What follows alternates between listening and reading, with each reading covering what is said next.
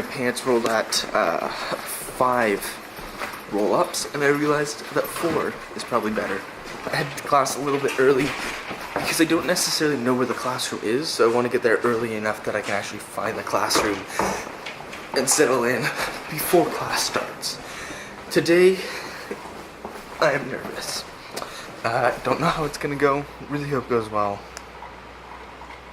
I just want it to be summer already.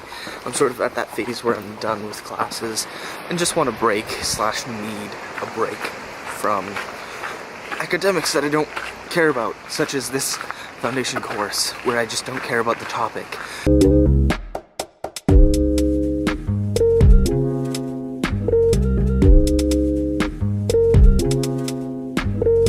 First day of the last day of school went way better than I anticipated. I think I might actually enjoy this class. Got a little bit bored. I just tried. I did enjoy it. So that's good. The textbooks are going to be a lot more than I wanted. There's a course pack, which is essentially just a bunch of printed out articles that are all scanned. And it costs like $45. I don't want that. I have no use for that.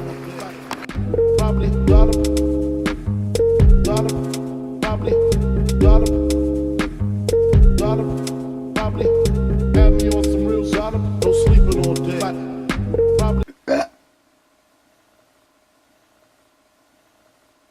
Yesterday I spoke about 3 things that I like to sort of live by. And those things are 1, do more, 2, work harder, and 3, smile. Now, something that I failed to mention was this number 1, do more, isn't actually the phrase that I used to describe doing more.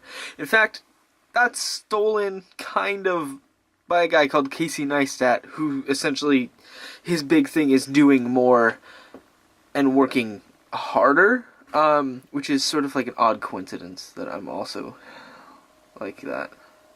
What I actually mean by do more is be brave. That is the central key to my idea of working harder, is that being brave, in that taking those risks, because I can always do more and I can work harder to do things that I want to do, but it's not often the best thing to do. But what I do think is good is knowing when to do more, when to take that step further, when to go forward, when to be brave. That's a central thing in my thinking this past year, is being brave, working harder and being brave, and remembering that at every moment that I'm operating, that I should be thinking about whether or not this is something that is going to allow me to do more. Is it going to allow me to learn and experience and grow from this process?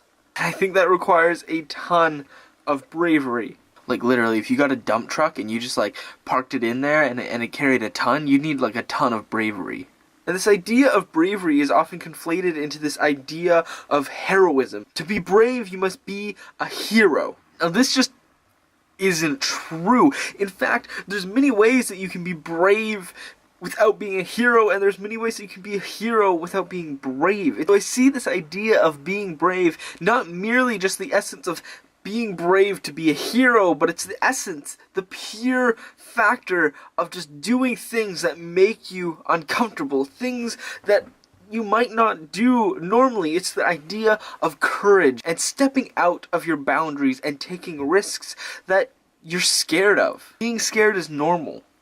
Being scared of the things that you need to do, the things that you need to overcome, is part of human nature. And without that fear, that scare, then you have nothing to strive for. You have nothing to be productive about. In order to strive for that and to be productive, you have to be brave first. To be brave to take that step, that leap of faith that will allow you to go farther, that will allow you to work harder. Being brave is quintessential to the idea of working harder, and even more quintessential to the idea of doing more. Rather than doing more, I strive to be brave, to be braver, to expand my reach of what I think I am personally capable of. That's kind of tricky.